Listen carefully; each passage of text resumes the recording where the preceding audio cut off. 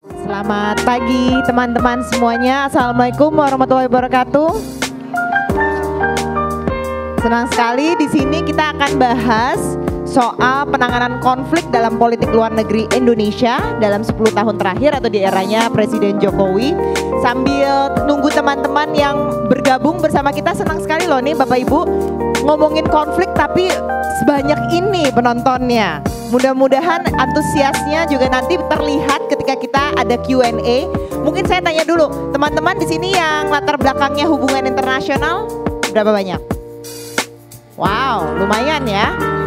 Siapa dari kalian baik yang hubungan internasional atau yang non hubungan internasional memang tertarik dalam resolusi konflik? Ini resolusi konflik antar negara ya, bukan rumah tangga. Karena terkadang konflik juga datang dari rumah kita sendiri. Nah, ini sudah datang di sini para narasumber kita. Yang pertama ada Ambassador Abdul Qadir Jailani, Direktur Jenderal Asia Pasifik dan Afrika dari Kementerian Luar Negeri. Boleh tepuk tangannya? Boleh di follow juga di Instagram karena foto-fotonya Pak Abdul Qadir keren banget. Jadi ternyata sebagai diplomat, selain diplomat, fotografer juga Pak Abdul Qadir ini. Kemudian nanti akan bergabung Pak Fadlizon, Ketua Badan Kerjasama Antar Parlemen DPR dari Komisi 1 Fraksi Partai Gerindra. Kemudian ada Profesor Din Syamsuddin, Ketua Umum PP Muhammadiyah 2005-2015 dan Ketua Umum Center for Dialogue and Cooperation Among Civilization dan Ketua Umum Global Forum of Wasatiyat Islam. Tepuk tangannya untuk Prof. Din. Ada Mas Radityo Dharma Putra, Koordinator Program FPCI Middle Power Studies Network. Nanti boleh diceritain apa sih sebenarnya Middle Power dan apakah Indonesia sudah memainkan Middle Power-nya dengan efektif. Dan last but not least ada Ibu Irin Gayatri, peneliti senior Badan Riset dan Inovasi Nasional atau BRIN. Tepuk tangannya untuk Ibu Irin. Ini kita buatnya santai aja, saya pengen juga dari teman-teman untuk bisa gabung untuk diskusi sama kita. Supaya kita dapat banyak insights juga dan kita tentunya juga pengen dengar bagaimana pendapat kalian atau mungkin kritik atau pertanyaan, anything, komen terkait dengan isu yang kita akan bahas ini. Nah kalau kita lihat saat ini nih banyak sekali 2023 mulai dari Ukraine, kemudian sekarang Gaza, Laut Cina Selatan juga masih panas nggak sih Ambassador? Masih ya, oke. Menghangat. Jadi kayaknya energinya nih kalau lagi kayak negative vibes gitu di dunia ini secara geopolitik. Nah, peran Indonesia ada di sana. Tapi kalau dilihat, kritik melihatnya lebih sporadis perannya itu. Terlepas kita setuju atau tidak. Dan sebenarnya apa yang sudah dilakukan Indonesia ini hasilnya apaan sih? Ada nggak sih kita, Bu Menlu kemarin sudah ngomong di PBB terkait dengan konflik Gaza. Kemudian follow up-nya apa? Apa peran dari statement keras Ibu Menlu itu terhadap yang terjadi saat ini? Apakah ada follow up-nya? Nah itu yang kita pengen tahu juga. Mungkin langsung saja kalau gitu saya ke Pak Abdul Qadir, nanti juga Mas Radityo boleh jawab juga ya. Kalau kita lihat ini dari berbagai konflik yang terjadi dan peran Indonesia yang sudah dilakukan. Kalau menurut Pak Abdul Qadir sendiri secara in-house ya orang Kemlu, gimana Bapak menilainya from 1 to 10? Bagaimana kita tuh sudah memainkan peran kita dan apa yang bisa lebih ditingkatin lagi? Mas Radityo, abis itu silakan jawab. Tes. Udah nyala. Dan juga for those of you who needs translation device, we provide the device. I think it's outside the venue, so you can join in to and jump into the conversation as well. Silakan, Ambassador. Suara saya terdengar tidak? Terdengar. Terima kasih. Menjawab pertanyaan Bu Andini yang sebagai mengawali kita pada siang hari ini. Kalau dari skor dari 1 sampai 10 sebagai in-house ya. Tanpa bermaksud untuk melebih-lebihkan mungkin kita bisa dikatakan kita dalam skor 8 atau 9 menurut saya. So almost perfect. Ya, I'm not saying we are perfect. Room for improvement masih ada tentunya yang pasti. Saya katakan bahwa kita sudah mencapai konsistensi karena kita lihat dalam beberapa tahun terakhir ini peranan Indonesia cukup aktif, terutama dalam merespon perubahan geopolitik global yang semakin lama semakin cepat, terutama setelah pasca pandemi kemudian munculnya konflik di Ukraina, dan pada hari ini kita menghadapi bencana kemanusiaan di Gaza. Dan kita lihat bahwa peranan Indonesia cukup tegas, bahwa kita sudah melakukan peran aktif sesuai amanat konstitusi untuk menyuarakan bahwa penjajahan di atas dunia harus dihapuskan. Kalau room for improvementnya apa sebenarnya yang bisa diimprove? Kalau dikatakan room improvement yang perlu kita lakukan, yang pasti adalah kita perlu meningkatkan kembali langkah-langkah yang sudah ada, Bu, ya. Kadang-kadang improvement itu bisa kita lakukan setelah kita mengevaluasi apa yang terjadi itu.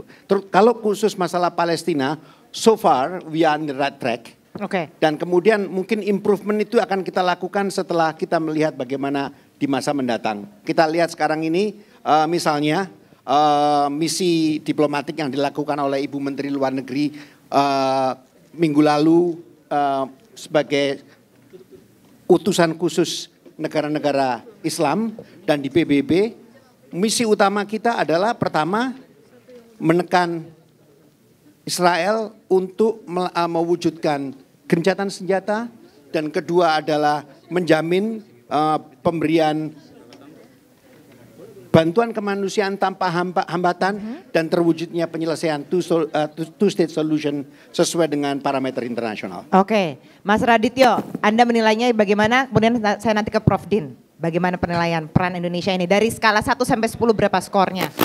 Ya, dan kenapa? Terima kasih Mbak Andini. Kalau Pak Jailani tadi bilang 8 atau 9 ya Pak ya? Mohon maaf, saya harus agak lebih menurunkan sedikit. Dalam konteks Israel Palestina mungkin sudah 7,5. Jadi masih bagus lah. Masih bagus. Okay. Konsistensinya di dalam konteks Israel Palestina harus diakui. Tapi problemnya nanti mungkin Mbak Irine bisa tindak lanjuti soal tindak lanjut dari itu apa. Lalu apa yang bisa dilakukan Indonesia secara nyata. Tapi kalau kita bandingkan dengan penanganan atau posisi Indonesia di konflik lain, dalam konteks misalnya Ukraina tadi disebut oleh Mbak Andini di awal. Nah, ketika masuk Ukraina ini agak berbeda. Walaupun Indonesia masuk dalam konteks PBB, semua resolusinya Indonesia cukup konsisten. Tapi pernyataan publik pemerintah Indonesia agak berbeda dengan isu Israel Palestina. Jadi kalau dalam konteks itu, kayaknya kita harus turunkan nilainya. Karena tadi Mbak Andini sempat sebutkan di awal, kita ini negara middle power. Pak Dino di awal tadi juga sempat sebutkan kan. Dan middle power punya tanggung jawab. Sebagai sebuah negara yang bukan saja middle power, tapi kita salah satu leader dari middle power, Indonesia punya tanggung jawab moral, tanggung jawab ketika ada konflik, bahkan di tempat lain. Nah, dalam konteks Rusia-Ukraina, agak menarik posisi Indonesia. Kita tidak mau terlibat, istilahnya gitu, tidak mau karena jauh. Kita mendukung kedaulatan Ukraina, tapi di saat yang sama, kita tidak pernah berani untuk misalnya mengutuk secara langsung. Kalau dalam konteks resolusi ya, tapi kutukan secara langsung itu sampai saat ini saya belum lihat. Kutukan secara langsung maksudnya seperti dalam apa? Dalam kalimat resmi, kita tahu sendiri tahun lalu Pak Jokowi hanya bilang stop perang.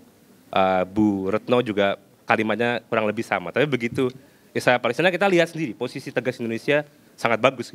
Nah mungkin posisi tegas itu yang harus lebih konsisten. Jadi kalau lebih konsisten bisalah dinaikkan nilainya jadi 8 atau 9. Tapi kalau belum konsisten, saya masih lihat ada nilai yang kurang di terutama teman-teman di sini tahu nggak middle power itu apa? Ada yang tahu semua? Oke, tahu semua. Buat yang kayaknya yang tahu hanya 30%. Ya. Jadi share dulu apa itu middle power.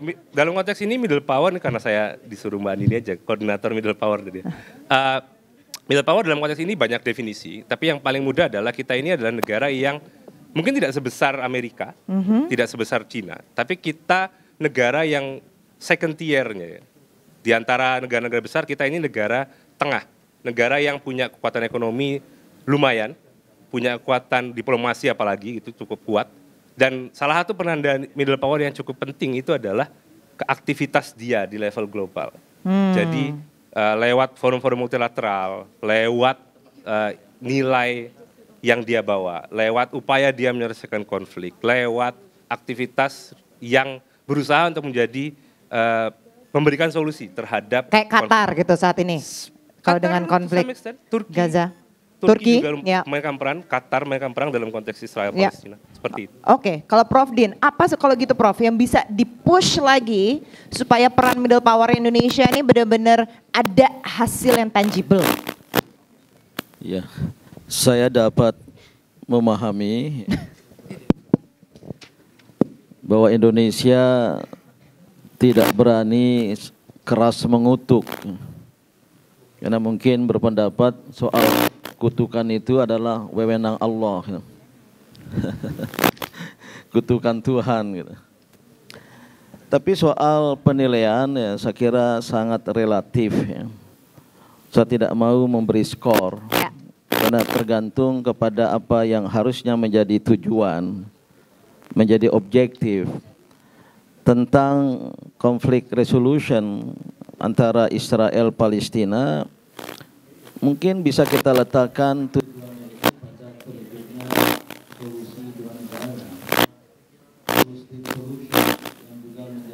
dan Indonesia dan juga Oki. Nah, kalau itu belum berhasil, maka skornya rendah gitu. Karena harus diplomasi yang bersifat preventif, bukan yang kuratif setelah terjadi krisis Gaza, krisis kemanusiaan, dan itu sudah terjadi berkali-kali sehingga kebijakan luar negeri kita ukur dari adanya sumbangan, adanya pernyataan baik di PBB maupun di forum Oki gitu. Dalam hal ini saya melihat Indonesia belum menampilkan high diplomacy. Ini sekedar istilah saja ya. Bukan soal middle atau super power atau lower power. Indonesia dari size-nya, jumlah penduduk nomor 4 terbesar di dunia, kaya sekali dengan sumber daya alam, punya nilai sejarah, bahkan pernah memprakarsai dan memimpin gerakan non-blok. Seharusnya diplomasi Indonesia akan lebih maju. Nah, dengan tetap memberi apresiasi, khususnya terakhir terhadap Menlu Retno Marsudi, my good friend, gitu, lewat pernyataan-pernyataannya, termasuk lewat puisi pada aksi Akbar Aliansi Rakyat Indonesia Bela Palestina. Kebetulan saya ikut memprakarsai, maka mohon maaf saya pakai sal ini. Sebelum terjadi gencatan senjata permanen, mungkin saya akan pakai terus ini. Nah, ini yang saya kira belum maksimal dilakukan. Ya. Secara normatif, saya menginginkan diplomasi sebuah negara itu paling tidak merefleksikan apa yang menjadi imperatif pada konstitusi di Indonesia. Konstitusi Indonesia terwujudnya perdamaian abadi dan mengenyahkan segala bentuk penjahat dari muka bumi. Dan yang kedua, merefleksikan aspirasi dan keinginan rakyat. Begitu banyak keinginan rakyat yang diekspresikan lewat demonstrasi-demonstrasi, tapi tidak sepenuhnya ya dapat diperjuangkan oleh pemerintah selama lewat diplomasi. Tentu tidak hanya soal Israel, Palestina, tapi juga soal kawasan-kawasan lain. Lupa.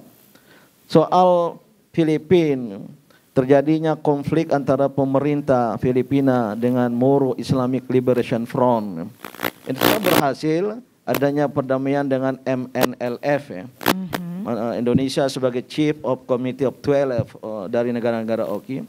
Tapi ketika berkembang konflik antara pemerintah Filipina dengan MILF, mohon maaf, justru masyarakat, civil society yang tampil. Betulan saya tahu pasti Muhammadiyah ditunjuk sebagai a member of International Contact Group yang selama 36 bulan dengan main facilitator Malaysia, kita berapat di Kuala Lumpur. Ini terjadi framework agreement antara pemerintah Filipina dengan MILF yang sekarang sudah mengejawantah dalam bentuk power sharing, wealth sharing. Dan mohon maaf Pak Dirjen, saat itu saya lapor pada Menlu. Saya dijawab, kebetulan berada di New York, beliau juga sedang berada di sana. Hati-hati loh Pak Din. Ketika Muhammadiyah ikut terlibat di dalam resolusi konflik antara the government of the Philippines and Moro Islamic Liberation Front sebagai anggota ICG gitu. Saya jadi agak heran gitu.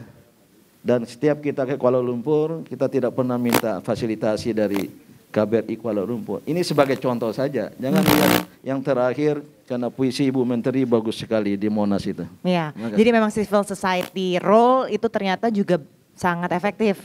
ketika untuk moderatorin konflik gitu. Mungkin aku langsung ke Ibu Irin. Bu Irin, sebenarnya kalau modal kita tuh apa sih untuk mengatasi konflik atau paling enggak untuk bisa berperan dalam resolusi konflik?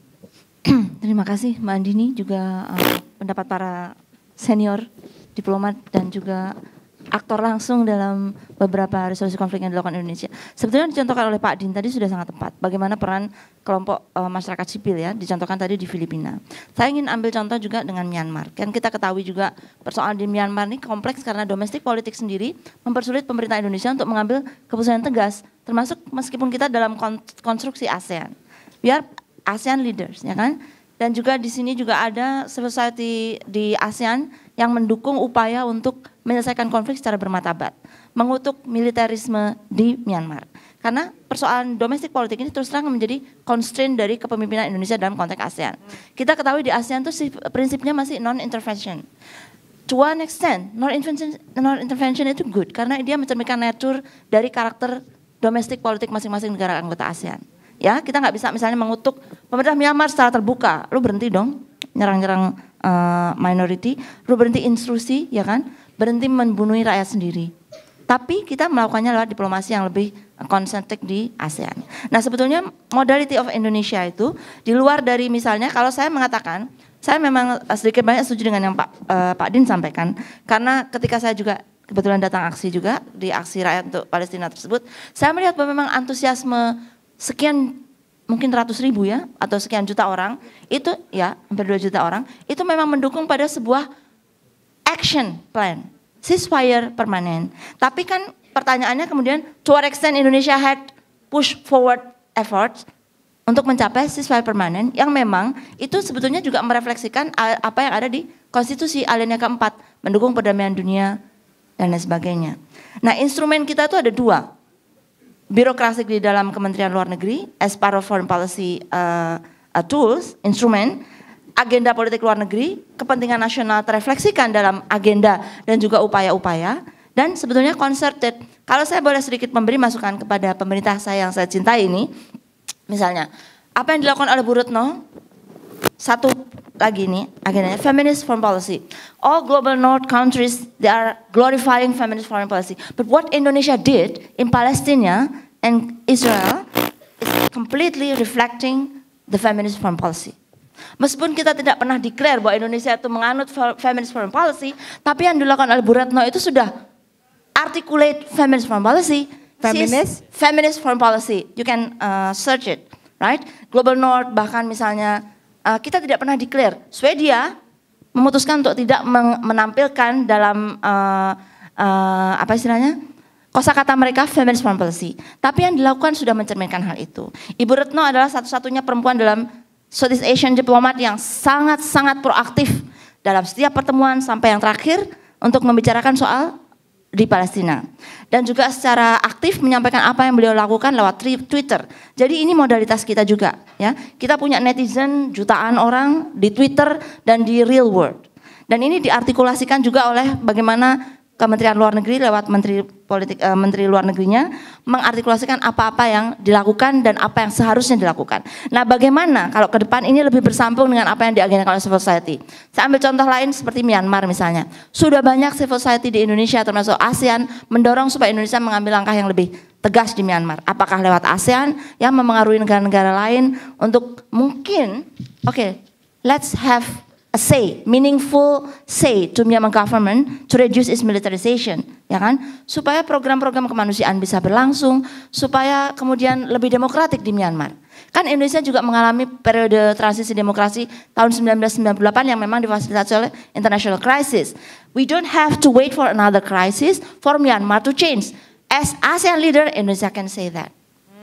Nyambung sama Myanmar sebelum nanti kita ke konflik yang lain. Itu kemarin juga tanggal 20 sampai 22 November kalau nggak salah ada ini ya Pak ya pertemuan yang pemerintahan ada pertemuan yang membahas konflik di Myanmar dan ini diinisiasi dari ASEAN.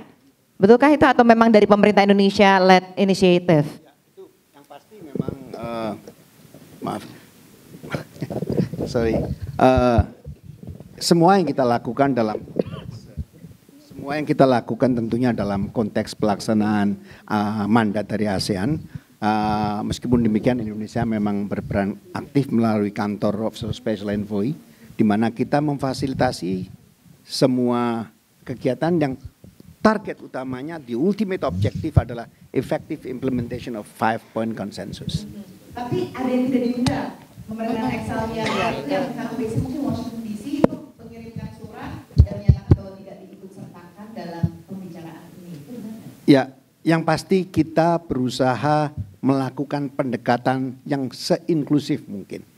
Memang tentu saja banyak pihak ada saja yang mengatakan saya tidak diikutkan dan sebagainya. Tapi yang pasti kita dengan melihat dengan berbagai tantangan yang ada di lapangan, kita akan berusaha mengedepankan selalu pendekatan inklusif. Oke, nah ini salah satu yang diinisiasi dari Indonesia dan pertemuannya pun juga di Jakarta. Tapi saya coba kalau gitu mau kita flashback. Waktu itu pernah ada pertemuan Presiden Trump sama pemimpin Korea Utara yang dilakukan akhirnya di Singapura, kemudian di Hanoi.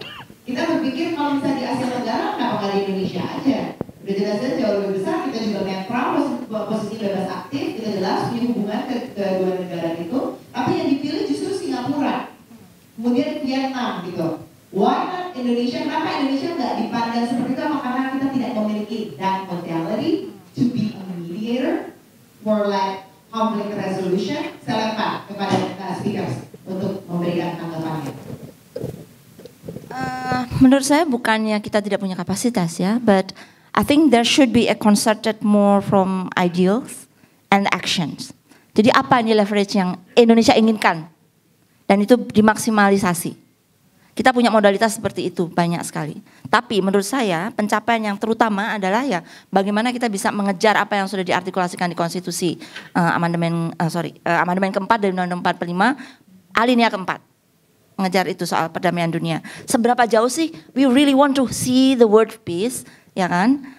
Apakah anggarannya harus diperbesar? Seperti misalnya ini saya kasih contoh ya negara tetangga kita yang di sebelah, yang very generous to scholarship, Indonesian scholarship, Australia misalnya.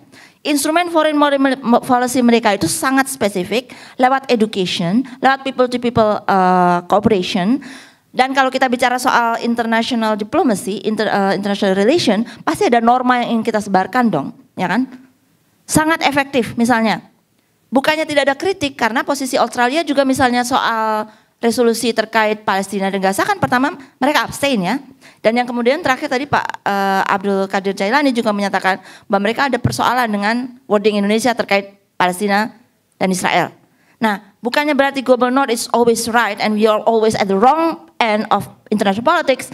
Kita punya sekali banyak potensi, misalnya cultural diplomacy, how to articulate it in our diplomacy diplomatic language. Jadi misalnya kita bisa, kita bilang ada genosida, nggak ada sugarcoating, it's a genocide. So how do you think we should deal with it? Misalnya dengan P5 UN, kita sudah punya representatif ambassador di United Nations. Persoalannya kan bukan pada Indonesian representatif, tapi pada P5, dinamika veto di sana. Nah, jadi analisis terhadap struktur internasional juga ikut mendukung bagaimana Indonesia kemudian bisa berperan secara lebih leluasa. Di samping kita juga mempunyai soliditas dalam konteks pengambilan keputusan luar negeri pada level domestik. I hope I can give some light. Bisa menambahkan sedikit ya. Menanggapi mengenai potensi Indonesia untuk menggunakan semua kemampuan diplomasinya, apalagi tadi sempat disebut mengenai skor segala macam, tanpa bermaksud untuk too much dwelling pada isu skor. Saya ingin merujuk hasil kesimpulan research dari Lowell Institute. You can check. Indonesia termasuk negara nomor 7 yang terkuat, yang paling berpengaruh in terms of diplomacy dalam konteks multilateral network-nya, kemudian diplomatic capability-nya, foreign policy-nya. We are number 7. Jadi kalau dikatakan bahwa kita, ya saya memang banyak hal tadi dikatakan kenapa pertemuan Donald Trump dengan Korea Utara dan Singapura. Ya, don't ask me. But don't blame on us. Itu persoalannya. Bukan berarti Indonesia menjadi left behind, bukan. Kita tidak bisa bukan terlampau asertif, tapi terlampau egosentris, semuanya harus saya. Dan itu tidak. Tapi kita harus mengetahui let's do what we can do. Tapi yang pasti dalam beberapa isu kita sudah cukup bagus sekali dan hasil research Lowly Institute itu merupakan sebuah contoh objektif yang jelas. Terima kasih. Ya, saya tidak tertarik untuk memberi skor ya. Termasuk juga mempercayai skor dari lembaga-lembaga riset internasional. Namun ya, apa yang telah dilakukan oleh pemerintah Indonesia itu sangat banyak sekali. Terhadap Palestina sudah bertahun-tahun pemerintah Indonesia melakukan capacity building terhadap pemuda-pemuda Palestina untuk datang ke Indonesia. Dan agak sukses walaupun tidak berhasil, aneh ya. Nah, yang dilakukan oleh Wapres Yusuf Kala untuk konflik resolution di Afghanistan, kebetulan melibatkan MUI. Dan banyak sekali pertemuan di Jakarta maupun di Kabul ya, walaupun at the end ya, kemudian pemerintah Taliban yang menang di sana. Tentang Palestina, Israel ya, sebenarnya ada peluang segera setelah calon presiden Joko Widodo 2014 lewat diskusi atau debat Pilpres lewat TV mengatakan bahwa jika saya menang nanti kita akan membuka perwakilan di Palestina. Ya, saya tahu ini atas perintah Ibu Megawati Soekarno Putri. Sejam sebelum datang ke tempat debat, Pak Jokowi dipanggil. Soekarno sangat komited dengan Palestina dan bersahabat dengan Yasir Arafat. Nah, tapi apa yang terjadi? Ibu Menteri kebetulan datang ke Muhammadiyah menyampaikan the art of the possibles. Kita hanya bisa mengangkat konsul kehormatan dan itu pun nggak bisa masuk sana, hanya di Amman. Dan sampai sekarang konsul kehormatan Indonesia dari Palestina itu tidak berbuat apa-apa. Gitu. Padahal Pak Dirjen, dubes kita di Vatikan, Budi Arman ya, menyampaikan pada saya ketika saya di Vatikan, beliau dihubungi oleh Duta Besar Israel di Takhta Suci. Sangat mungkin itu ada opsi-opsi. Betulan saya bertemu 2-3 kali dengan seorang diplomat tinggi Israel, nggak apa-apa saya buka di sini. Dirjen Asia Pasifik, a charming lady, mentioning no name ya, yang pernah jadi Duta Besar Israel di Tokyo. Kalau mau Indonesia buka, opsinya buka di kedua negara atau sebuah kedutaan besar yang membawahi Palestina dan Israel atau jadi banyak sekali opsi. Waktu itu saya kirim pesan ke Pak Jambon agar bersabar sedikit untuk bisa menjajaki kemungkinan ada. Dan saya kira kalau itu terjadi, saya yakin sekali Indonesia bisa. Nah, yang mungkin diharapkan tidak sekedar sebagai partisipan aktif. Sudah dilakukan. Mungkin skornya 9 lah gitu. Tetapi ada potensi dan tanggung jawab bisa lebih besar lagi yang dimainkan. Ketika terjadi krisis Gaza terakhir, saya termasuk berharap Indonesia mendesakkan dan memimpin komite di OKI, meyakinkan negara-negara Arab, meyakinkan dunia internasional, termasuk Amerika dan negara-negara yang menampilkan standar ganda. Indonesia sangat mungkin melakukan itu. Tapi itu belum ya, mungkin next ya. Sudah Pak. Oh sudah juga. Justru itu yang saya katakan kalau boleh menjawab. Itu yang saya katakan bahwa itu yang saat ini sudah dan sedang dilakukan. Beberapa 2 minggu yang lalu ada OIC Summit. Dan sebelumnya ada pertemuan tingkat Menteri Luar Negeri. Indonesia berperan di depan dalam konferensi itu. Kemudian kedua, dalam OIC Summit yang baru lalu itu, di resolusinya itu membentuk ada beberapa negara-negara yang menjadi special envoy dari OIC. Yang dari non-negara Arab hanya Indonesia, Nigeria, dan Turki. Not even Malaysia. Jadi itu sudah dilakukan Pak. Kemudian Menteri Luar Negeri, kebetulan saya sendiri juga ikut mendampingin, melakukan misi ke Beijing, ke Moskow, dan ke London dalam 1 hari itu Bu. Dilakukan dan kemudian ke Perancis.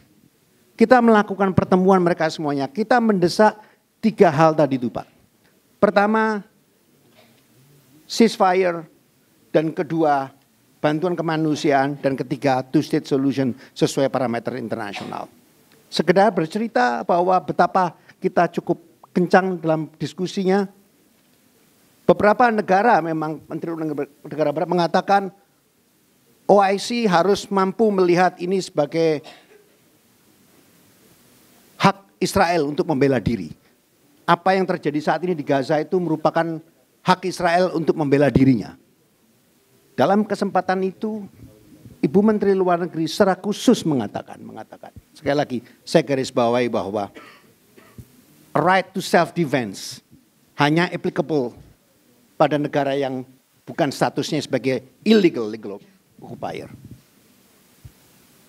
Apabila kita mengatakan penjajah boleh berhak untuk melakukan diri, maka apa yang terjadi pada 10 November yang lalu itu juga adalah sebuah terorisme. Apa yang terjadi dalam serangan Jogja bagi Belanda saat itu tentu sesuatu hal yang tidak dapat diterima. Oleh karenanya bagi kita melihat bahwa right to self-defense tidak dapat digunakan oleh Israel dalam konteks ini. Karena Israel merupakan illegal occupier. Menurut hukum internasional hal ini jelas. International Court of Justice sudah mengatakan seperti itu. Terima kasih. Tapi bisa nggak Pak sampai sejauh kayak tadi mungkin Prof. Din bilang, memang harus ada presence-nya kita di sana. Jadi ada wakil Indonesia di Palestina dan juga untuk Israel. Kalau kita benar-benar mau ngedepanin agenda. Sangat mau Bu. Persoalannya begini Pak. Tadi Bapak mengatakan bahwa kita harus di sana dan segala macam. Israel mengatakan silakan buka konsulat, buka kedutaan, tapi izin saya sama saya. Oh, izinnya harus Ya. The problem is like this, teman-teman semuanya ya. Indonesia sampai saat ini memang belum mengakui dan belum melakukan hubungan diplomatik dengan Israel. Pertama itu jelas. Dan yang terpenting adalah Indonesia one of the few countries yang paling konsisten dalam hal ini. You can ask dengan orang-orang Palestina. You can talk with the government of Palestine. Siapa negara yang paling konsisten dalam hal ini? Oleh karenanya kita tetap konsisten bahwa two-state solution harus diwujudkan. Apa yang terjadi di Gaza kemarin itu kita tidak dapat menutup mata. Orang mengatakan bahwa ini adalah kekerasan yang dilakukan oleh Hamas. Apa yang terjadi itu sampai kita tidak bermaksud untuk membenarkan tindakan penyanderaan dan segala macam. Tapi yang pasti adalah tindakan konflik yang terjadi di Gaza saat ini tidak berdiri di ruang vakum. Tapi itu muncul dalam sebuah konteks tertentu, yaitu konteks pendudukan dan penjajahan. Itu yang harus digarisbawahi. Iya, saya mengapresiasi betul apa yang disampaikan Pak Jailani barusan, apa yang sudah dilakukan Indonesia dan konsistensi Indonesia dalam konteks Israel Palestina. Tapi poin menariknya adalah andai saja konsistensi itu diteruskan ke kasus yang lain. Jadi misalnya konsistensi dalam konteks Myanmar, konsistensi Indonesia dalam konteks Ukraine. Kalau itu bisa sangat konsisten nilainya jadi 12 benar tadi Mbak Jailani. Tapi kalau tidak konsisten ini yang jadi masalah. Makanya sekarang mungkin ada dua hal. Satu adalah Indonesia niatannya itu apa? Apakah punya visi untuk menjadi peacemaker di level global atau cukup di level kawasan saja atau hanya untuk isu misalnya dalam konteks ini Israel Palestina kita sangat konsisten dari dulu. Tapi begitu Myanmar tadi sudah banyak diskusi lain. Ini kalau Myanmar agak beda nih. Kalau Ukraine posisinya tidak lagi penjajahan. Sementara yang terjadi mungkin sama dengan apa yang dilakukan. Nah ini konsistensi ini yang mungkin perlu diperkuat ke depan. Oke, menarik sekali. Pertama mengenai inkonsistensi. Pertanyaan saya dengan Ukraina yang tidak konsisten yang mana? Yang mana tidak konsisten? Dukungan kita terhadap Palestina, pertimbangan utamanya adalah persoalan normatif, paling esensial. Hak setiap negara untuk tidak dijajah. Dalam konteks Ukraina kita juga sama. Penghormatan terhadap kedaulatan. We never condone semua serangan yang dilakukan oleh Rusia. Tidak pernah sama sekali. So we are fully consistent. Persoalan ada sengketa politik yang terjadi di sana. Ada dinamika politik. Memang kita juga harus melihatnya secara bijak. Bukan berarti kita kalau kita melakukan sikap tertentu yang artinya tidak harus parsial, itu merupakan hal yang baik untuk menjadi konsisten. Justru itu saya katakan apa yang terjadi di Palestina, di Ukraina, dan termasuk Myanmar, it shows our consistency dalam politik bebas aktif. Politik bebas aktif bukan netral. Politik bebas aktif adalah kita pursue our national interest. Apa yang terbaik buat kita? Apa yang terbaik ketika kita dalam masalah Palestina, apa yang terbaik kita dalam kasus Ukraina. Dan begitu juga dalam kasus Myanmar, kita juga konsisten. Kita konsisten bahwa tidak ada negara yang lebih aktif. You can check di ASEAN. Siapa yang paling aktif? 5 point konsensus itu semua karena Indonesia. Terima kasih. Saya kira forum ini bukan untuk mengadili Pak Dirjen ya. Meminta konfirmasi. Saya sudah dak-dikduk, beliau sebagai diplomat sudah tinggi suaranya gitu. Tapi saya setuju, it's not a problem of consistency or not inconsistency. Saya melihatnya sudah dijalankan, tapi ada ekspektasi tinggi dari saya sebagai seorang warga negara soal hard and soft, high and low diplomacy. Tapi ini kan sangat relatif ya. Soal Myanmar, kebetulan saya ikut terlibat ya, sebagai Presiden of ACRP, menjadi participating member of Interfaith Forum for Peace and Reconciliation in Myanmar. 2-3 kali kita rapat di IKN-nya yang masih sepi itu ya. Yang kita juga susah nyebut namanya itu ya Pak ya. Enggak, saya sebut IKN aja itu. Juga di Yangon ya. Yang sebenarnya ada peluang karena para tokoh agama Asia berkomunikasi dengan Lady, apa panggilannya Aung San Suu Kyi di sana, Lady ya, ya. Dan saya juga mampir di KBRI di Yangon waktu itu, seorang jenderal polisi kalau nggak salah ya. Ya. Ini kesempatan bagi Indonesia. Jadi sudah second track diplomacy, interfaith leaders of Asia antara Muslim dan Buddhis khususnya. Waktu itu saya sarankan agar Indonesia bisa mengajak Thailand, is the most Buddhist populous country, untuk ikut meyakinkan junta militer di Myanmar. Dan yang kedua, ketika waktu itu Indonesia menjadi ketua presiden ASEAN ya, SBY Pak Jokowi ya. Itu kesempatan sebagai pemegang keketuaan ASEAN. Ya. Tapi yang keras bersuara justru dari Malaysia. Ya, soal Myanmar waktu itu. Sehingga ada peluang yang bagi saya bukan diplomat, ya, umpan lambung ya. Cuma tidak ada smasher gitu. Nah, yang lain lagi bisa saya katakan soal Palestina, mohon maaf. Ini banyak pengamat dan peminat international relation. Ketika rumah sakit Indonesia dikepung dan dihancurkan oleh Israel, keras pernyataan Menlu Indonesia, heavy violation against humanitarian law atau apa istilahnya itu. Dan saya lihat di media Timur Tengah waktu itu sangat-sangat gencar ya soal rumah sakit Indonesia. Ini kan lambang bangsa bukan negara. Pakai Indonesia. Saya berharap waktu itu ada langkah lebih maju gitu dari pemerintah Indonesia. Ada yang bilang, Pak Din tolong usulkan kirim 1 batalion Kopassus ke sana gitu. Oh, jadi benar-benar hard power. Yang kedua, hampir bersamaan, silakan diverifikasi, seorang personel peacekeeping force Indonesia, apa namanya? UN Peacekeeping Force. Yang berada di Libanon. Saya pernah berkunjung ke tempat itu, ke kapal mereka, kan terkena peluru. Tapi reaksi Indonesia ya baik-baik saja ya. Bukan baik-baik saja, diam-diam saja. Ada harapan Pak Dirjen, dengan demikian itu Indonesia lebih keras lagi. Bila perlu kirim 2 Hercules ke sana itu.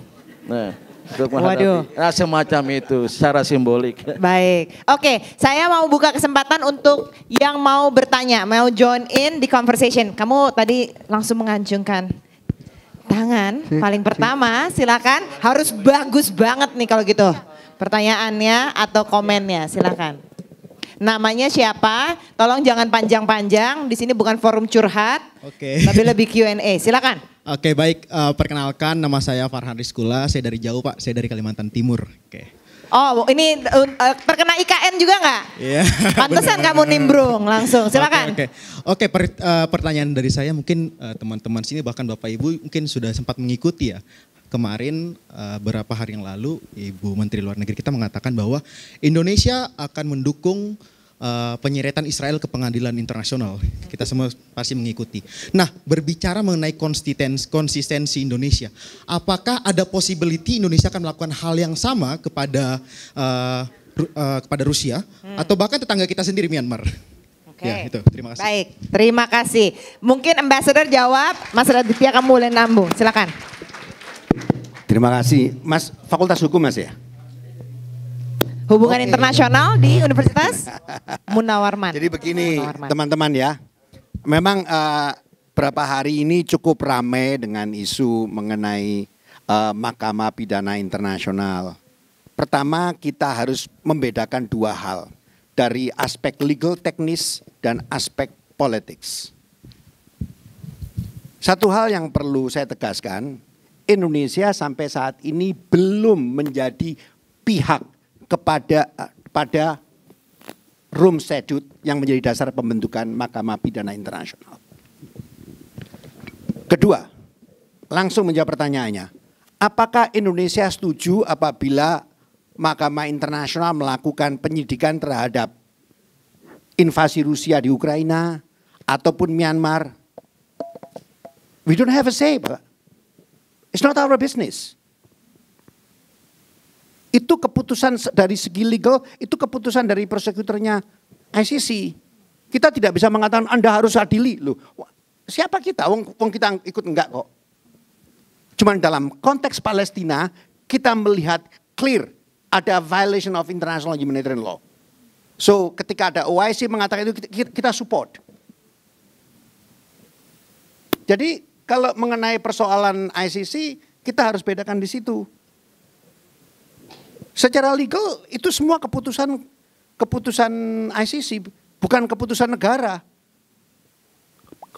ICC bisa mengadili dalam suatu kasus, itu proses hukum, bukan proses politik. Bukan ada satu negara yang mengatakan, oke, Indonesia tolong itu diadili. Kalau begitu repot, itu kan nanti bagian pengadilan atau forum curhat nanti itu di situ. Jadi atau forum balas dendam. Saya rasa sampai di situ dulu. Silakan Mas Raditya. Ya kalau saya ambil aspek politiknya saja. Kalau dari segi hukum Pak Dirjen yang lebih paham, apalagi beliau orang hukum memang. Jadi kalau dari saya dari segi politik agak sulit kalau di kasus lain. Satu, kita mau tidak mau ini saya turunkan tensi ya biar gak terlalu serius banget. Turunkan tensinya dalam artian kita tahu sendiri Rusia, dalam konteks Rusia ini negara besar. Jadi kalaupun secara politik itu ada tekanan dari negara-negara lain, Indonesia pasti tidak akan semudah itu kalau secara politik ya, tidak akan terus langsung oke, kita walaupun kita di satu kasus bilang begitu, Israel Palestina kita sekarang sudah punya karena values kita itu. Kalau itu konsistensi kita karena values-nya. Tapi kalau dalam konteks politik, begitu urusannya dengan Rusia, ya kita harus pertimbangkan bahwa Rusia itu negara besar, kita masih punya hubungan diplomatik cukup baik. Jadi akhirnya pasti ada pertimbangan-pertimbangan lain. Myanmar nanti mungkin teman-teman yang lain, Mbak Irina bisa lebih komentar lagi, karena tadi sudah dijelaskan ada konteks ASEAN, akan berbeda lagi pertimbangannya. Jadi saya sepakat dengan Pak Dirjen, ada pertimbangan hukum, tapi juga ada pertimbangan politik global, itu yang tidak boleh kita lupakan. Saya bisa memahami ini satu sisi saya pingin Indonesia lebih konsisten, tapi di sisi lain tentu kita bisa memahami bahwa ada realitas politik global yang tidak bisa dipungkiri begitu saja. Baik. Dan karena kita posisinya bukan negara besar, jadi bukan negara yang di level itu, kita nggak bisa menentukan sendiri. Mbak Irin mau nambahin? Silakan, singkat sebelum kita ke penanya berikutnya. Saya hanya ingin mengamplifikasi yang disampaikan oleh Mas Radit. Terima kasih Pak Jalana, I learned so much from you as a diplomat, very senior diplomat. Tahun 2000 saya recall Bapak juga ikut menyetujui Indonesia as part of Women, Peace and Security dengan UNSCR 1325. Nah, ini satu tambahan ya, kenapa Indonesia punya peran yang dipandu oleh transnational organization, civil society organization. Tidak lain tidak bukan karena Indonesia itu juga istilahnya our international politics juga shaped by one of the resolution UNSCR 1325 on women, peace and security, di mana salah satu dimensinya adalah memperkuat peran atau partisipasi perempuan dalam diplomasi dan juga dalam penanganan konflik. Nah, untuk konteks ASEAN di Myanmar misalnya, meskipun kita katakanlah saya katakan ya, non-intervention policy itu sebetulnya dilema, tapi dia juga mempunyai values bagi diplomasi internasional untuk level regional. Nah, itu sebetulnya yang saya pikir sesuai dengan formula 4+1. Di situ seruannya Indonesia itu adalah supaya semua pihak Myanmar menahan diri untuk tidak melakukan militerisme yang berlebihan. Nah, di samping itu juga kita ada misalnya membantu pengungsi Rohingya seperti yang terakhir masuk ke Aceh, memberikan fasilitas konseling kepada pengungsi Rohingya di Aceh meskipun ada persoalan domestik juga di Aceh.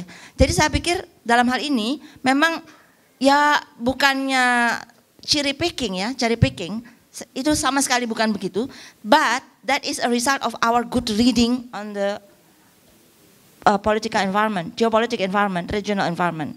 Tapi saya pikir sekali lagi kembali ke apa yang bisa dilakukan, memang memperkuat modalitas. Salah satunya adalah meningkatkan people to people diplomasi dan support. Baik. Oke, penanya berikutnya dari sebelah sini, saya maunya perempuan dulu. Oke, yang perempuan. Silakan diberikan mikrofonnya, namanya siapa? Silakan. Okay. Hi, my name is Dana. I'm from ACS Jakarta and I'm currently 16 years old. My question is, how can we as youth contribute to conflict mitigation? Thank you so much. Oke, bagaimana peran generasi muda dalam mungkin Prof Din nih yang udah akademisi berdekatan dengan generasi muda, I am no longer civil young, society. senior. Silakan, Prof. Theoretically, for a nation or state to be able to become a reconciler and mediator between the two conflicting parties, she must have a bargaining power. Itulah yang Presiden SBY mengalami kegagalan. Dia ada Mbak Dewi Fortuna di sini. Ya. Karena waktu itu NU dan Muhammadiyah diajak oleh beliau sangat-sangat ambisius Pak Dirjen untuk menjadi penengah konflik-konflik di dunia Islam. Pertama antara Sunni Syiah di Irak, antara Taliban dan non-Taliban di Afghanistan, antara Fatah dan Hamas di Palestina, dan diundanglah ya, semua key players dari beberapa negara Islam itu dibuka di sana Bogor. Namun yang datang ya second layer participants ini. Sehingga gagal. Kami bilang ke Pak SBY, ini kan tidak hanya menilai foreign policy yang terakhir kan ya, nggak fair juga masa pas Pak Abdul Qadir Jalani Dirjen kita sorot semua itu. Ya. Karena tidak punya saham, tidak punya bargaining position. Yang kedua, I'm answering in Indonesian ya. Mohon maaf saya juga pengajar di HI, FISIP, UI Negeri. Mohon maaf kalau ada UI Depok ya. Saya profesor di Prodi HI, FISIP, UI Negeri, mengajar Global Political Islam. Itu bidang minat saya. Yang saya bisa simpulkan in the post-Cold War period, pasca Perang Dingin, Indonesia agak gagap Pak Dirjen untuk menentukan positioningnya di antara tarik-menarik major powers of the world gitu. Dan ini akan membuat Indonesia tidak akan mampu menjadi a key player atau one of the key players dalam mengatasi masalah-masalah, termasuk masalah Ukraina Rusia sangat rumit. Mohon maaf, ini banyak diplomat asing. My heart is leaning to Russia because I'm a member of the group for strategic vision between Russian Federation and the Muslim world.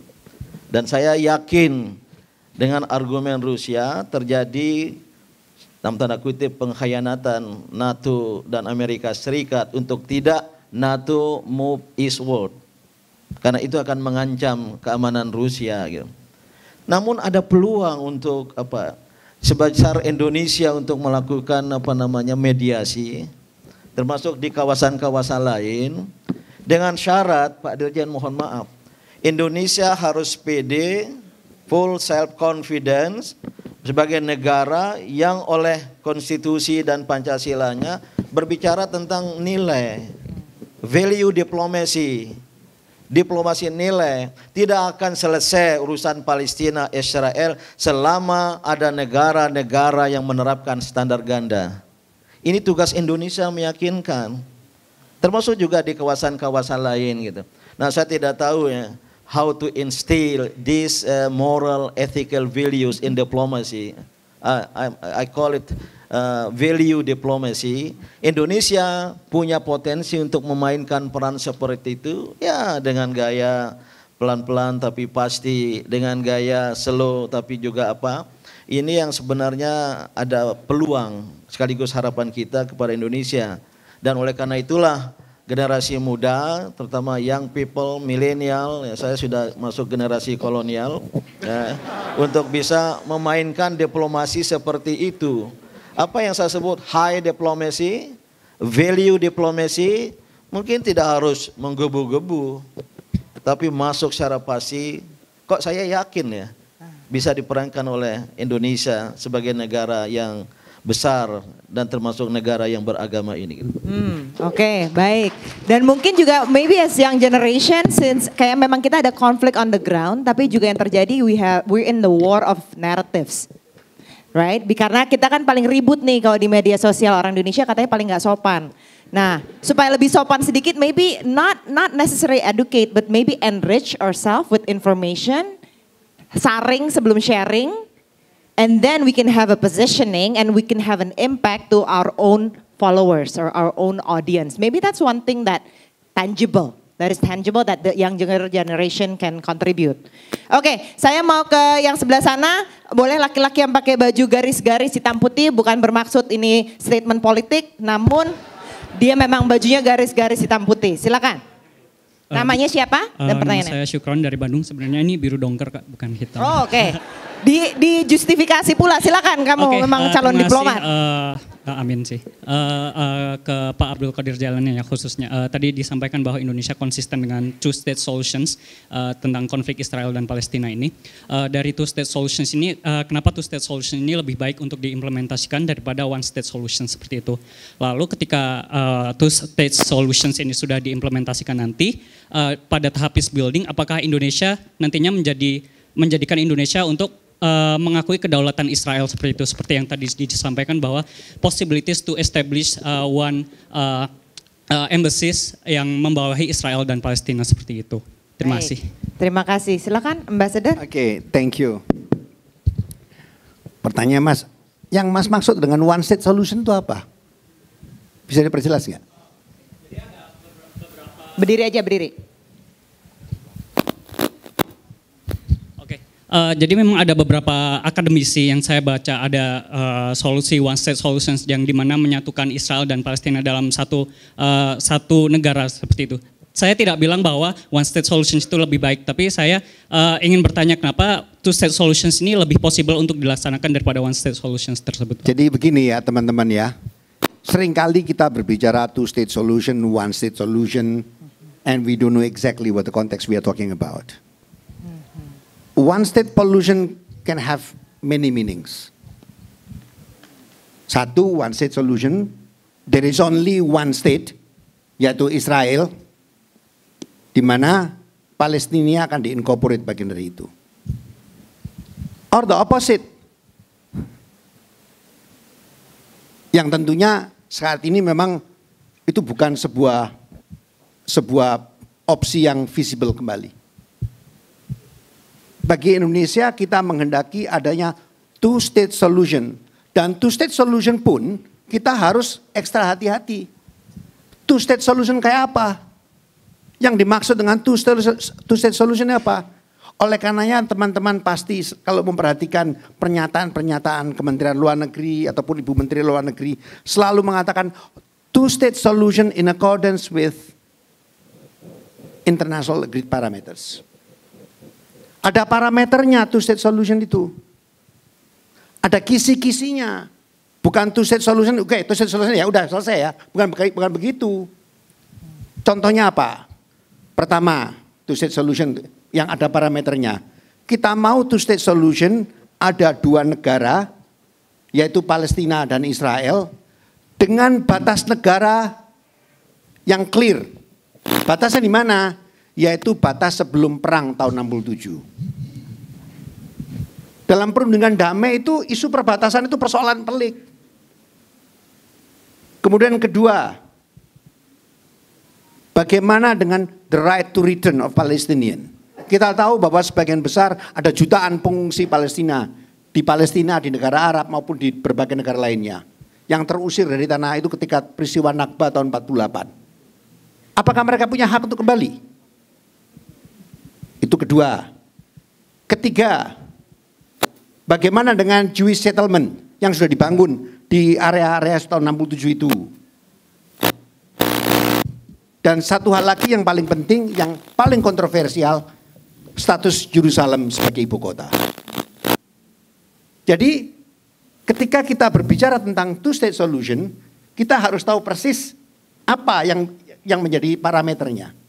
Jadi bagi Indonesia saat ini kita menghendaki two-state solution sesuai dengan parameter itu. Dan saat ini itu yang dilakukan hasil terakhir kemarin di PBB. Memang kalau Mas menanyakan bagaimana prospeknya, sangat suram. Saya harus jujur, saya tidak mau memberikan harapan apa-apa. Two-state solution saat ini sangat suram. Dan sulit sekali diwujudkan. Dan jangan nyalain Indonesia kalau nggak bisa.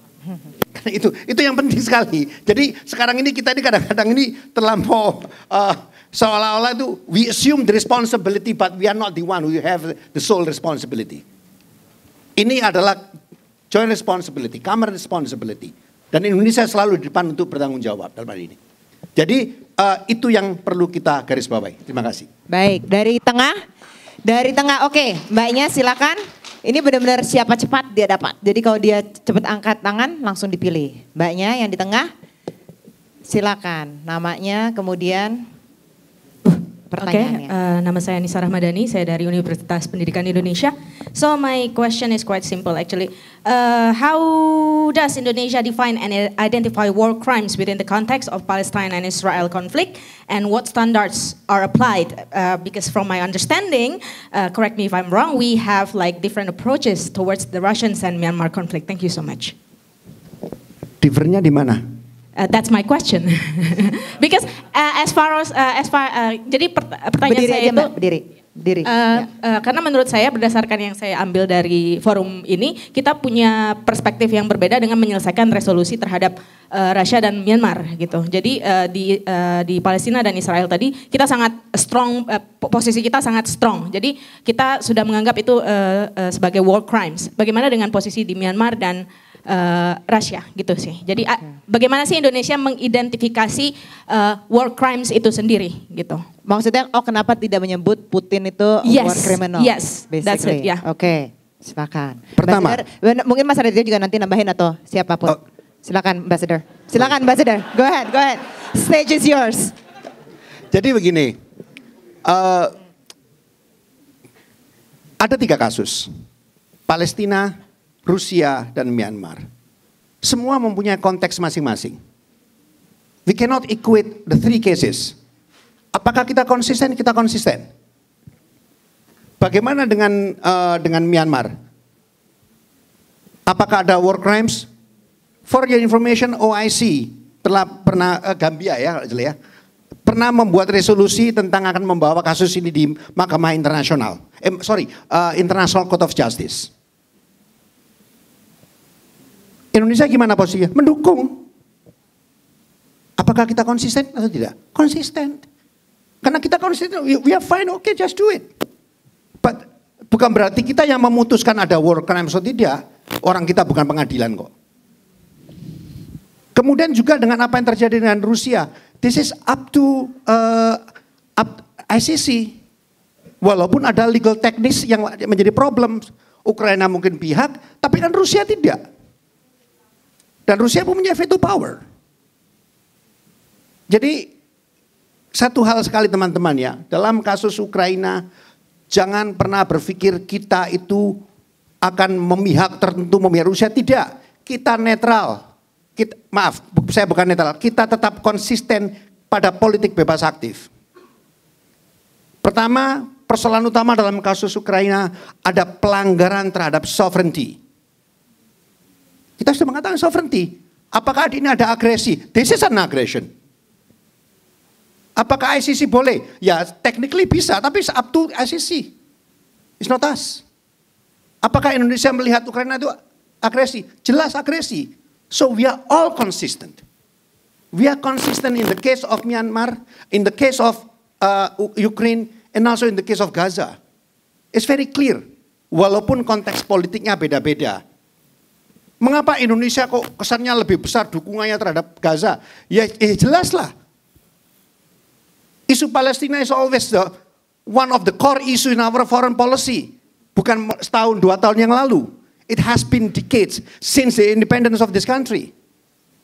Jadi kita ini ketika melihatnya dari aspek foreign policy, kita jangan mengekuasi seolah-olah ini bukan apple to apple ya.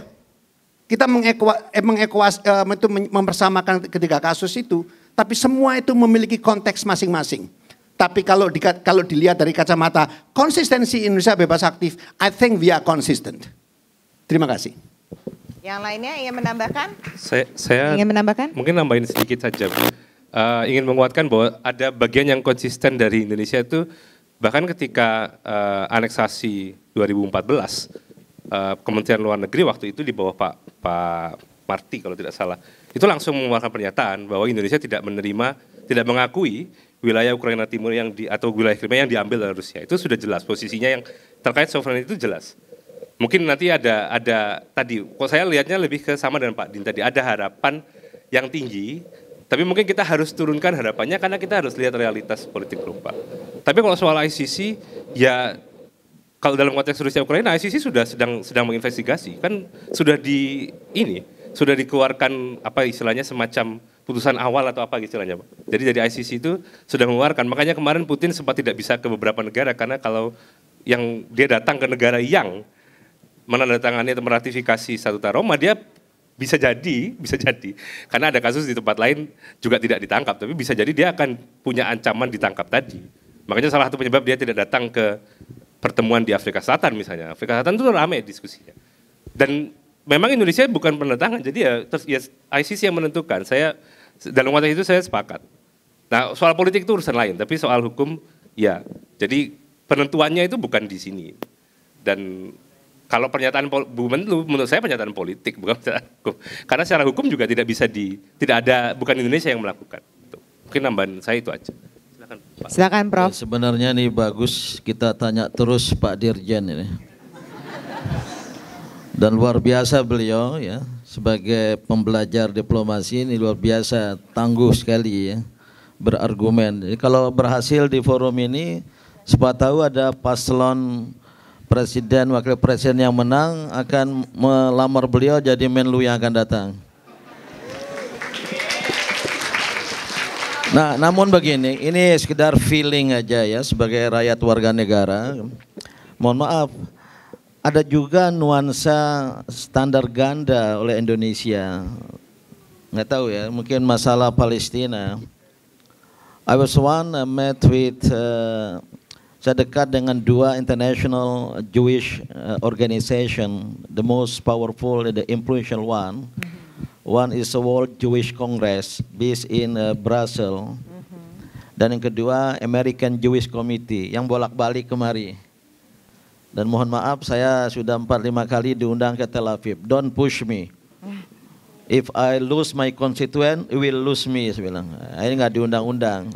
Saya bukan tipe yang mudah diundang seperti itu ya.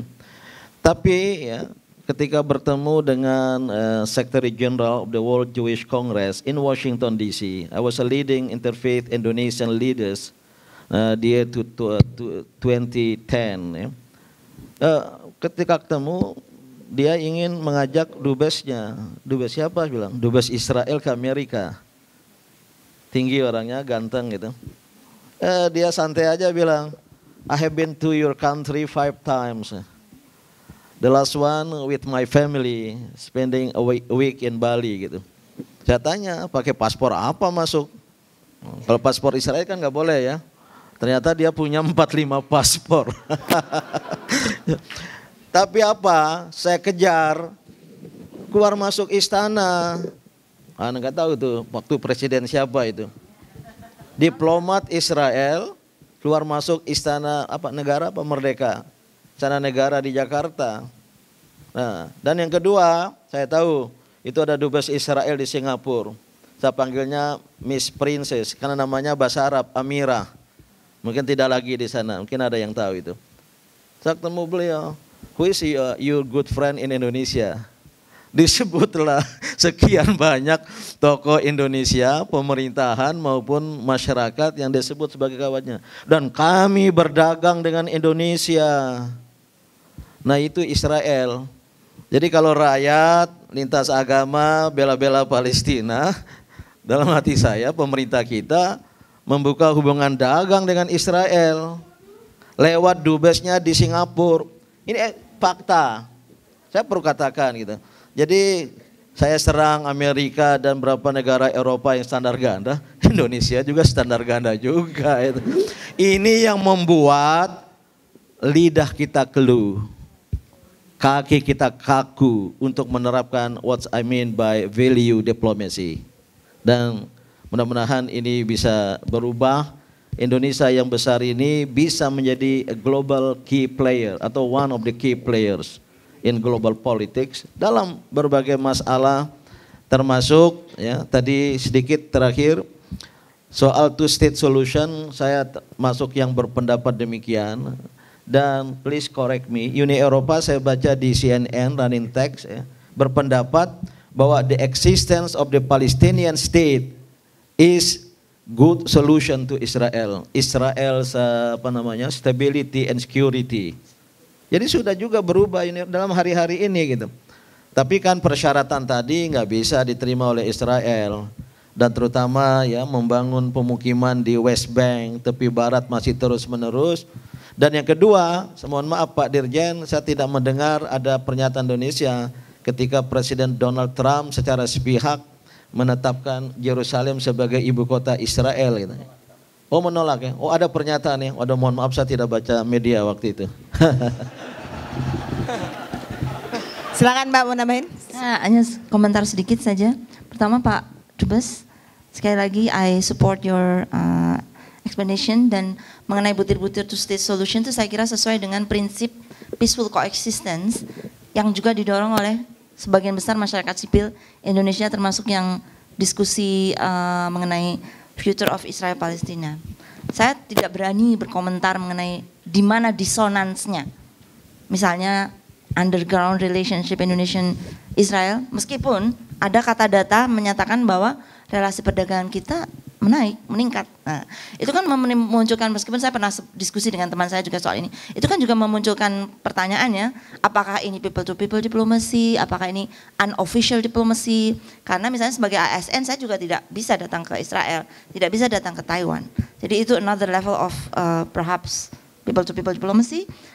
Yang pasti itu menjadi PR bagi pemerintah Indonesia, termasuk juga instrumen diplomasi untuk mendukung ide dari two state solution yang menurut saya itu paling viable. Nah, dimensi diplomasi berikutnya tentu saja di level global ya kan Pak. Selamat datang kepada ya. Pak Fadlizon, tepuk tangannya. Pak Fadlizon bergabung bersama kita. Di sini Pak, di paling ujung sini Pak. Sini silakan. Dilanjutin dulu Bu, dilanjutin dulu sebelum nanti kita ke Pak Fadli. Pak. Setelah itu saya serahkan mic-nya ke Bapak. Saya kasih contekan bagian mana yang bisa diteruskan. Jadi saya pikir itu Mbak, teman-teman tadi kalau kita memang bicaranya beda. Konsistensi tidak sama dengan kita mengadres soal dissonance tadi ya. Misalnya ada official diplomasi, we not acknowledge Israel state. Kita tidak mempunyai hubungan diplomatik secara resmi dengan Israel, tapi di sisi lain kita punya hubungan perdagangan dengan mereka. Kita punya, seperti tadi katakan Pak Din, ada beberapa artikel mengulas seperti itu. Nah itu adalah area di mana diplomasi kita harus ekstra keras untuk mewujudkan apa yang disebut two state solution. Dan forum diplomasinya ada di wilayah Middle East, ada di wilayah Europe Union, ada juga di wilayah sidang-sidang UNG PBB di mana kita harus meyakinkan bahwa step-step ini mungkin dilakukan. Tentu saja kita juga tidak menegasikan bagaimana Global North, terutama negara-negara yang abstain dari truce, humanitarian truce sejak bulan Oktober, November, dan Desember kemarin melihat situasi di Israel Palestina. Terima kasih, Mbak. Baik, untuk mungkin untuk fill in Pak Fadlizon untuk keep up dengan ini pembicaraan kita di sini. Tapi buat teman-teman juga yang mungkin belum aware kalau Pak Fadlizon ini bisa bahasa Rusia, benar nggak sih Pak? Iya kan, bisa bahasa Rusia, kemudian juga knowledge tentang Rusianya juga mungkin lebih dalam gitu di sini, dan mungkin juga bisa berbagi karena di sini tadi kita bilang juga ada ketidaksamaan terhadap reaksi konflik di Gaza, kemudian juga konflik Rusia Ukraina gitu dianggapnya. Kenapa kita nggak bisa nyebut siapa war criminalnya atau menyeret Rusia misalnya ke ICC sebagai karena ini melakukan war crimes seperti itu. Nah, mungkin dari pandangan Bapak juga boleh sharing juga Pak di sini. Tapi mohon Mas Fadlizon nggak usah kritik Pak Dirjen. Karena beliau belum ngomong loh Prof. Beliau sudah sering di DPR sana mengkritik Menlu. Ya, tapi boleh juga kita dengar nih. Kalau Pak Prabowo menang, kira-kira buka hubungan nggak dengan Israel?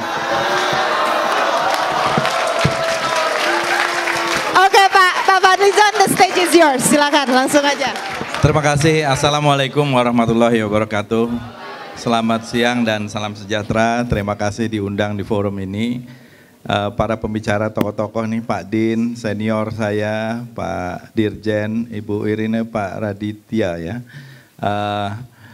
Saya kira kita semua sama-sama sedang melihat ya, bahwa kita dipertontonkan sebuah politik global yang penuh dengan standar ganda, mungkin juga sebuah kemunafikan, hipokrisi gitu ya. Di satu sisi kalau kita melihat konflik Rusia-Ukraina begitu ngototnya, terutama dari negara-negara barat ya, untuk mengecam termasuk persoalan-persoalan yang segala sesuatu. Saya kebetulan adalah Ketua Badan Kerjasama Antar Parlemen di DPR RI yang merupakan focal point dari parliamentary diplomacy atau diplomasi parlemen mengurus urusan multilateral, regional, bilateral, soal parliamentary diplomacy ini yang mendukung diplomasi negara kita. Bagian dari ada yang mengatakan first track diplomacy, second track diplomacy atau multi track diplomacy. Karena seperti kata Bung Hatta, sebenarnya urusan diplomasi ini adalah urusan setiap warga negara, bukan hanya urusan dari Kementerian Luar Negeri saja, tapi urusan seluruh warga negara kita. Nah, saya juga supaya bisa sedikit background, yang mengusulkan untuk dibentuknya satu task force dari Interparliamentary Union, ini organisasi parlemen dunia, untuk membentuk IPU task force untuk Russia-Ukraine konflik pada waktu sidang IPU tahun lalu di Bali, dan kemudian saya menjadi salah satu anggota dari 7 anggota bersama beberapa ketua parlemen dari Afrika, dari beberapa geopolitical group, dari Arab Group, dari GRULAC, dari Amerika Latin, dan sudah mengunjungi juga ke Kiev dan juga ke Moskow tahun lalu. 2 minggu setelah Pak Jokowi dari sana, kami datang ke sana untuk melihat beberapa tempat yang menjadi lokasi, yaitu Irpin, Bucha, dan beberapa desa-desa yang terjadi konflik di sana 6 km dari Kiev. Nah, saya juga sekarang ini anggota eksekutif komite dari IPU dan juga kebetulan terkait dengan Palestina. Sejak 2020 saya menjadi wakil presiden Liga Parlemen untuk Liga Parlemen Dunia untuk Palestina, League of Parliamentarians for Al-Quds and Palestine. Jadi saya melihat tentu saja standar ganda dan hipokrisi ini dipertontonkan dengan luar biasa gitu ya. Di satu sisi di dalam konflik Rusia-Ukraina kita dipaksa bahkan didorong untuk mengecam. Ya, banyak negara-negara berkembang untuk melihat itu. Dan dianggap bahwa para pejuang Ukraina yang berusaha mempertahankan wilayahnya disebut sebagai freedom fighters, sebagai pejuang pembebasan. Tapi berbeda dengan Palestina. Jelas-jelas di Gaza itu dan juga di wilayah tepi barat dan beberapa wilayah lainnya ada okupasi, ada pendudukan, ya, dan itu berlangsung selama puluhan tahun, tetapi ada pendiaman, ada pembiaran yang selama ini tidak pernah dilakukan, dan mereka disebut ketika mau memperjuangkan, mempertahankan wilayah dan tanahnya itu disebut sebagai teroris. Ini persis seperti kita dulu, ya, dan saya punya bukti-buktinya dan buku-bukunya. Ketika Belanda berusaha masuk kembali sejak kita proklamasi kemerdekaan tahun 45, jangan lupa itu Belanda tidak mengakui kita. Mereka berusaha mengambil alih bersama dengan sekutu, dengan Inggris ketika itu. Ya, makanya ada Hari Pahlawan, ya. Kita berusaha mempertahankan apa yang sudah diproklamasikan oleh Soekarno-Hatta. Dan selama kurang lebih 5 tahun kita berusaha mempertahankan itu, istilahnya itu perang mempertahankan kemerdekaan. Tapi masa ini oleh Belanda disebut masa revolusi. Dan dalam perang mempertahankan kemerdekaan banyak sekali satu kejahatan-kejahatan hak asasi manusia yang dilakukan oleh Belanda. Ya, termasuk pembantaian misalnya di daerah Kerawang. Makanya ada puisi Kerawang Bekasi oleh Khairil Anwar. Dan mereka itu semua disebut sebagai teroris dan ekstremis. Jadi Soekarno, Hatta, Sultan Syahrir, kemudian Bung Tomo, itu di dalam buku-buku Belanda semua disebut sebagai teroris dan ekstremis, para penjahat. Saya punya buku-bukunya, asli, bukan kopian gitu ya. Jadi label terhadap teroris dan ekstremis itu dilekatkan. Sehingga kalau kita lihat, ini juga yang diserang kepada Hamas itu sebagai teroris ekstremis. Kepada para pejuang Palestina disebut sebagai teroris dan ekstremis oleh pihak-pihak Barat terutama. Jadi ada inkonsistensi, bahkan lebih dari inkonsistensi adalah standar ganda, dan bahkan lebih dari standar ganda adalah sebenarnya hipokrisi, kemunafikan. Dan saya mengatakan di forum-forum internasional ini adalah remnants of colonial mentality. Ya, ini adalah residu dari sisa-sisa kolonialisme. Ini adalah mentalitas kolonialisme yang masih ada di dunia Barat. Jadi mereka itu sebenarnya ingin melakukan kolonialisme. Dan sisa-sisa mentalitas kolonialisme itu masih ada. Dan saya ingatkan lagi pada waktu bulan lalu di Angola, IPU ke 147 di Angola, saya menyampaikan satu emergency item, draft proposal, dan didukung oleh negara-negara di Asia, di Afrika, dan sebagian di Amerika Latin. Mereka mendukung sampai 60% lah kira-kira dukungan terhadap emergency item draft proposal tentang stopping the war in Gaza. Dan juga membuka humanitarian corridor bagi warga Palestina di Gaza. Dan Barat masih tetap mendukung Israel. Mereka tidak mau ada ceasefire. Bayangkan, saya katakan kemarin terakhir saya sudah sangat agak muak sebenarnya. Ya, dengan mereka ini mengatakan kamu ini akan kehilangan moral kompas. Kamu ini akan kehilangan legitimasi untuk berbicara tentang hak asasi manusia, berbicara tentang demokrasi, sementara membiarkan anak-anak, kemudian perempuan dibunuh di depan mata kita.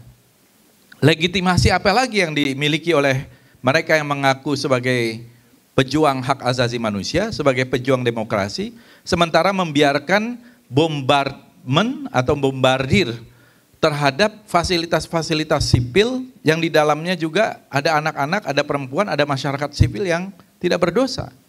Berbeda misalnya kalau misalnya itu tentara melawan tentara, itu mempunyai rules of engagement sendiri gitu ya. Itu tentara dengan tentara silakan saja perang gitu ya.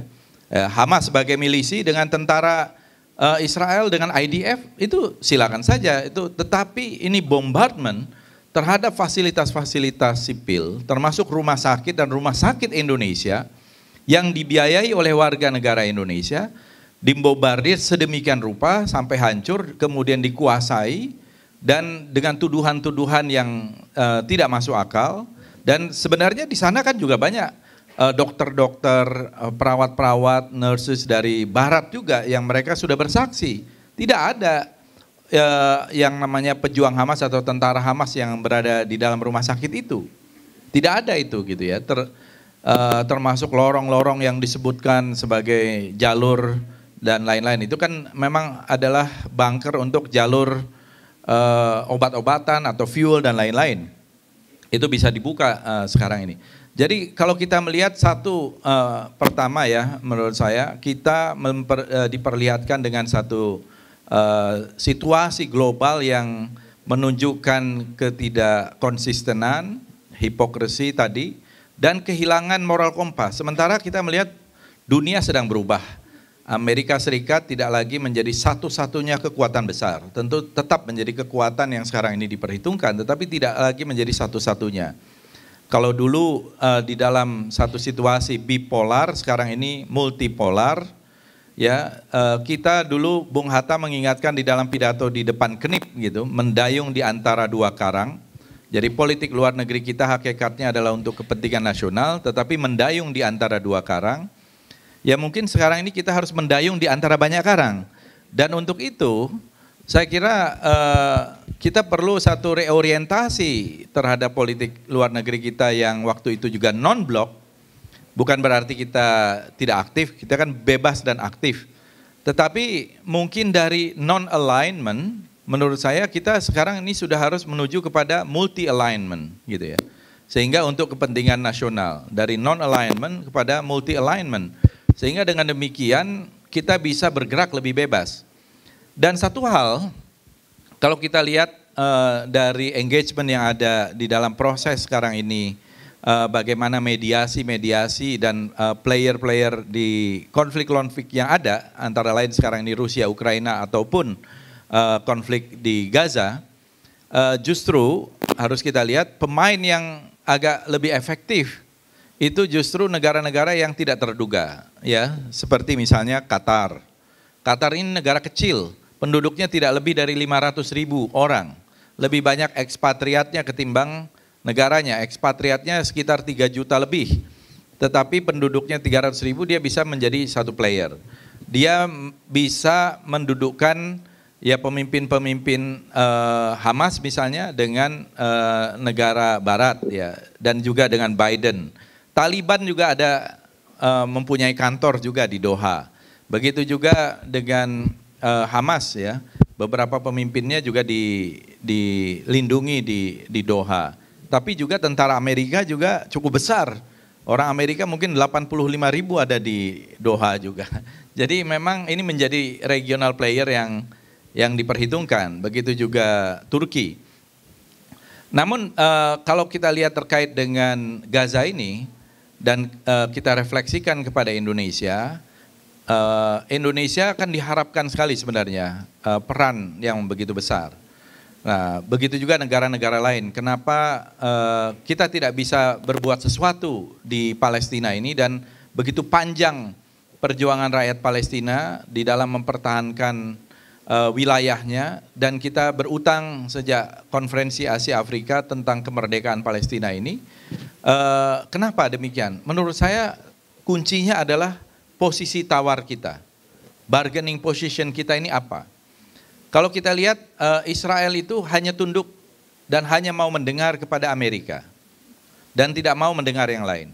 Sudah begitu banyak negara mengutuk ya, mulai dari Turki, Indonesia dan negara-negara lain, tapi kutukan itu, kecaman itu tidak mau didengar oleh Netanyahu dan pemerintahannya. Yang sebenarnya pemerintahan ini sendiri sedang digoyang di dalam negeri secara domestik, tidak terlalu kuat lagi. Tetapi hanya mendengar apa kata Joe Biden. Ini menurut saya mungkin yang harus juga didesak, dan saya kira dalam hal ini benar Pak Jokowi, Anwar Ibrahim, semuanya mendesak kepada Joe Biden untuk mengambil peran itu. Tetapi posisi tawar kita, nah kuncinya kalau dikaitkan dengan pertanyaan Pak Din tadi, ya ke depan kita harus mempunyai postur kekuatan pertahanan kita juga yang kuat, yang besar. Baik. Yang ada deterrence gitu ya. Dan oleh karena itu Indonesia ini harus bisa diperhitungkan, termasuk kalau pertahanan kita kuat, kalau kita mempunyai bargaining position yang kuat di mata internasional. Terima kasih. Wassalamualaikum warahmatullahi wabarakatuh. Waalaikumsalam. Ini karena saya udah diingetin nih, maaf Pak Fadlizon dengan panitia katanya udah harus closing, tapi saya berikan pertanyaan terakhir untuk seluruh narasumber di sini, menyambung sebenarnya tadi dari pertanyaan Prof Din.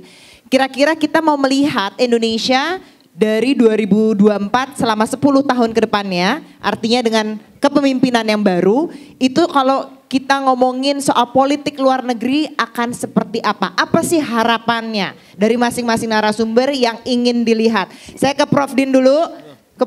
Singkat aja Prof, masing-masing. Nanti abis itu ke Mbak, baru ke Pak Dirjen, Pak Fadli, ditutup sama Mas Radit. Silakan. Prinsip imperatifnya sudah jelas dari pembukaan Undang-Undang Dasar 1945, mewujudkan perdamaian abadi, eternal peace, dan mengenyahkan segala bentuk penjajahan dari muka bumi. Kemudian ditambah dengan bebas aktif, yang agaknya masih terdapat perbedaan pandangan di dalam menerjemahkan bebas aktif. Saya berpendapat bebas aktif bukan netral. Baik. Apalagi netral pasif. Netral aktif pun, bagaimana pernah suatu pemerintahan Indonesia, zero enemy, 1,000 apa 1 million friends. 1,000 friends. Baik. Nah, sedikit. Oleh karena itu, bebas aktif itu adalah berpegang pada prinsip, ya, pada nilai. Maka aktualisasinya adalah berani mengatakan yang benar sebagai kebenaran dan yang salah sebagai kesalahan. Jadi strong middle power Indonesia. Ini lebih dari strong. Oke, baik. Strong, sound diplomacy. That's what I mean by high diplomacy. Thank you, Profesor. Silakan Mbak Irin. Kalau dari Mbak gimana? Singkat aja. Terima kasih. Saya setuju dengan Pak Din. Setuju terus. Ditambah satu, agility in diplomatic capacity. More women in foreign affairs, in foreign relations. Terima kasih. Silakan Ambassador. What from ini in-house, apa yang ingin dilihat atau ingin dicapai, maybe because you're in-house? Yang pasti kita akan terus berusaha, sama dengan apa dengan Profesor Din Samsudin dan juga Pak Fadlizon sebelumnya, bahwa bagi kita mewujudkan politik luar negeri sesuai bebas aktif itu sudah menjadi keniscayaan. Kita akan terus konsisten, dan yang lebih penting lagi itu adalah bebas aktif tidak dapat diterjemahkan sebagai netralitas. Tapi bebas aktif itu adalah bagaimana kita bisa bebas mengambil keputusan sesuai kepentingan nasional. Kita tidak mau dipaksa oleh negara untuk mengutuk negara lain. Tidak. Kita akan mengutuk semuanya sesuai prinsip. Sesuai prinsip politik luar negeri, prinsip dalam etika, dan keadilan internasional. Itu penting sekali. Saya juga menyadari memang tantangannya adalah bagaimana kita mendefine international and national interest, kepentingan nasional. Oleh karenanya tentunya bagi negara yang demokratis, tentunya proses pembentukan persepsi definisi national interest tergantung dari proses demokrasi. Proses seperti ini, forum seperti ini juga merupakan forum yang patut dihargai, suatu yang baik sekali. Dan yang lebih penting lagi adalah kita tetap harus konsisten dengan politik bebas aktif. Terima kasih. Baik, Pak Fadlizon, bagaimana kalau ketika Pak Prabowo jadi presiden, seperti apa nanti politik luar negeri Indonesia? Apakah kita menjadi powerful middle power? Oh, menlunya ini. Ya, kalau tadi pertanyaan seperti itu, saya yakin Pak Prabowo ini pergaulan internasionalnya sangat kuat. Ya. Mengenal Raja Abdullah dan raja-raja, penguasaan bahasanya bahasa Inggris, bahasa Perancis, bahasa Jerman, dan beberapa bahasa asing lainnya, dan juga lama tinggal, juga graduate dari Inggris, dari Amerika, dan tetapi mempunyai komitmen di dalam perdamaian dunia. Saya satukan contoh saja. Pada waktu tahun 98-99 saya beberapa kali ke Yerusalem untuk ziarah. Saya ajak Pak Prabowo untuk datang ke sana. Kemudian Pak Prabowo mengatakan saya tidak akan mau menginjakan wilayah itu sampai Palestina merdeka. Itu adalah komitmen, ya. Dan waktu itu beliau selalu mengatakan kalau kita mau politik luar negeri kita kuat, kita di dalam negeri harus kuat, harus diperhitungkan. Ekonomi kita harus maju, kemudian kita harus menjadi negara yang kuat, secara postur pertahanan kita kuat, baru kita diperhitungkan di wilayah ASEAN, di wilayah Asia maupun di dunia pada umumnya. Jadi kekuatan politik luar negeri kita sangat tergantung kepada kekuatan di dalam negeri kita sendiri. Terima kasih. Terima kasih. Silakan Mas, last but not least. Oke, pertama konsisten dengan prinsip-prinsip yang kita pegang. Dua, karena kita bukan lagi negara kecil, kita sudah harus punya peran besar di level global. Dan oleh karenanya tidak lagi melihat ke dalam tapi melihat keluar. Apa yang bisa kita sumbangkan pada dunia, bukan lagi apa yang kita dapat doang dari dunia. Yang ketiga dan terakhir mungkin pelibatan masyarakat. Contoh yang disampaikan Pak Din tadi menunjukkan bahwa masyarakat Indonesia itu punya potensi untuk dilibatkan sebagai aktor diplomasi. Jadi jangan semuanya disalahkan ke Pak Dirjen. Kita Dan juga nggak bisa. Beliau tidak akan bisa kerja sendiri. Kita semua ada di sini. Kita lihat hashtag apa? Hashtagnya Palestina itu julid visabilillah. Itu bisa menghancurkan banyak hal di level ini ya apa? Tetap bersuara juga. Tetap bersuara itu bisa dijadikan salah satu kekuatan besar Indonesia. Jadi jangan cuma mengandalkan pemerintah, tapi juga pemerintah dan masyarakat berkolaborasi untuk mencapai tujuan-tujuan itu. Karena kita semuanya adalah stakeholder dari diplomasi Indonesia. Dan mudah-mudahan diskusi ini bermanfaat dan berfaedah buat teman-teman semuanya. Tepuk tangannya untuk para speakers kita di sini. Terima kasih banyak Pak Fadli, Ibu Irin, Prof. Din, Mas Radit, dan juga Ambassador. Thank you very much. Acara saya kembalikan ke MC. Silakan. Terima kasih Mbak Andini, terima kasih Bapak Ibu narasumber dari FPCI. Mengucapkan terima kasih banyak atas diskusinya. Dan mungkin kita ingin menyerahkan beberapa souvenir Mbak Andini dan Bapak Ibu narasumber.